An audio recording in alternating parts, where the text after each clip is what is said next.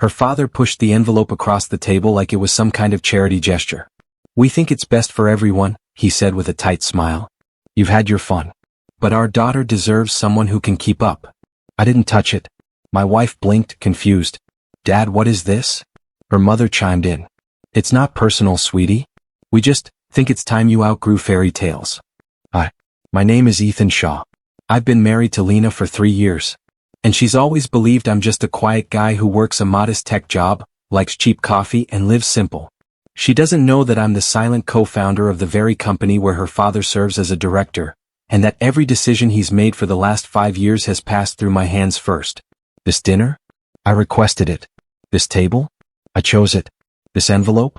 Expected. I opened it. Inside, a check. $500,000. To walk away from Lena. I looked up slowly. Her parents watched me, already planning her future like I was some forgettable footnote. I folded the check, slipped it back in the envelope, and slid it back. Unopened. Lena stared at me, then at her parents. "What the hell is this?" Her father didn't blink. "Security, sweetheart. This man, he's not your future. He's a phase." My wife looked like she'd been slapped. I remained quiet. I wanted to see their full colors. No filter, no restraint. And tonight they showed them. "Take the check," her mother said, turning to me. "Start over. We'll even help you relocate." I let out a quiet breath. Almost a laugh. "Do you think I married Lena for money?" I asked. Her father leaned forward. "I think people like you, who don't come from much, always find their way to women like my daughter. People like me." I smiled. Then turned to Lena. "I didn't want to tell you like this," I said gently. "I never cared about impressing them. I only ever wanted you to love me for me." "What are you talking about?" she asked. I pulled a business card from my coat and slid it across the table.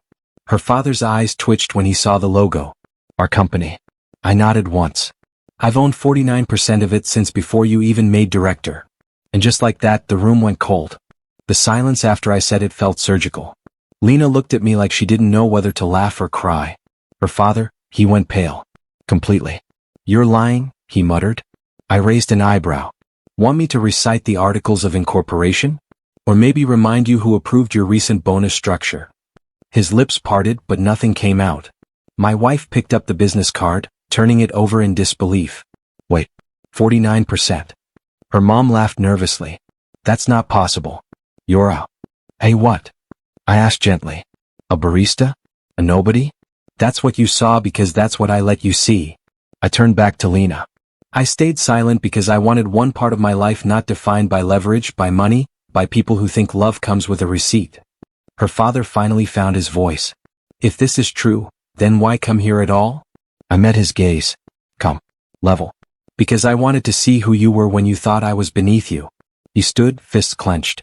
"You humiliated us." "No," I said, rising from my seat. "You did that all by yourselves." Then I looked at Lena. "Ready to go?" We left the restaurant in silence. Lena didn't speak until we were halfway home. "You were going to keep this from me forever?" I glanced at her. "No. But I wasn't going to tell you at dinner while your father tried to buy me off like a seasonal intern." She looked away. "I don't know what to feel." "Start with the truth," I said. "You married a man who builds quietly. Who doesn't need to wear money to prove worth." She was quiet for a long time. Then, softly, "You let me believe we were struggling." "We weren't," I said. "I just wanted a real relationship. Not a performance." Later that night, her father called. Twice. I let both go to voicemail. Then came an email. One line. "We need to talk. This affects the board." There it was. He'd finally connected the dots. Because I didn't just co-own the company. I held the patent on the software that made their recent billion-dollar valuation possible. And unlike his inflated titles, my name was actually on the paperwork. They tried to erase me with a check. Now they were learning. Power doesn't always look loud until it speaks. The next board meeting was scheduled for Thursday. I didn't RSVP. Instead, I showed up early, not in a suit, but in the same gray sweater they'd always mocked when I picked Lena up from events.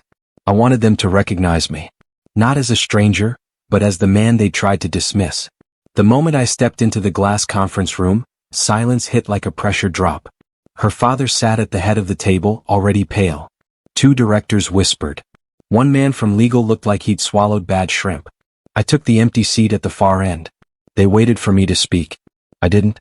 Instead, I opened my leather folder and placed a single page in front of me, the original founder agreement. Signed by me. Co-signed by the original investors. The document that proved not only my 49% stake, but the veto rights clause her father had forgotten about. The meeting began. I let them go through the motions. Then, right as the vote began on a major acquisition, one her father had already promised shareholders, I calmly raised my hand. Vetoed. The room stopped. I leaned back. Shall we talk now? Her father's voice was tight. Ethan, this acquisition is strategic. We've already announced. You announced it, I corrected. Without consulting a co-founder. Without a board vote. And definitely without checking clause 17.3. The legal advisor shifted uncomfortably. He knew I was right. One of the directors leaned forward. This puts us in breach of investor disclosure laws. I didn't smile. I wasn't here for revenge. I was here to remind them that the man they tried to pay off was the same man who'd protected this company's core infrastructure when they didn't even know what two-factor authentication was. I'm not trying to sink the ship, I said. I'm trying to steer it. Her father clenched his fists. You're making this personal. No, I replied. You did. The moment you slid that envelope across the table and tried to trade your daughter's life for your illusion of control. Silence followed. Until one of the younger board members finally said, maybe it's time we stop treating Mr. Shah like a threat, and start recognizing him as a partner. I stood. Good, I said. Because starting tomorrow, I'm not just your silent partner anymore. I'm stepping into the light. The press release went live Monday morning at 9 a.m. Ethan Shah named co-CEO of Linhart Global after strategic board restructure. Within minutes, texts rolled in. Former colleagues. Old college friends. Even two of Lena's cousins who once joked I married up. The story hit differently now. I wasn't just the husband. I was the man steering the company they all thought I had no place in. I walked into headquarters without a badge. The receptionist stood when she saw me. In the executive elevator, her father was already there. Alone. We didn't speak for 5 floors. Then he said, you think you've won. I looked straight ahead. This was never a game. He scoffed. You humiliated me. I turned to him calm. No. You did that the moment you confused quiet for weakness. The elevator opened. I stepped out first. That day I made 2 major changes. First, I rehired the junior developer team he laid off last quarter for budget optics. Second, I reassigned him to a non-voting advisory role, still paid, still present, but no longer in the room when real decisions happened. He didn't argue. Because he knew. The man he dismissed at dinner was now the one signing off on his parking spot. Lena met me on the rooftop that evening, the same one where we first talked about dreams bigger than rent and ramen. She leaned against the railing, looking out at the skyline. You really never planned to tell me? She asked softly. I stood beside her. Not until I knew for sure you loved me for the man, not the name. She nodded slowly. And now? Now the name is mine. But the reason it means anything is still you. She reached into her coat, pulled out the envelope from that dinner, creased, still sealed. I never opened it, she said. Didn't need to. I took it, looked down at the offer her parents had written to erase me. Then I tore it in half. Not for drama. But because it never mattered.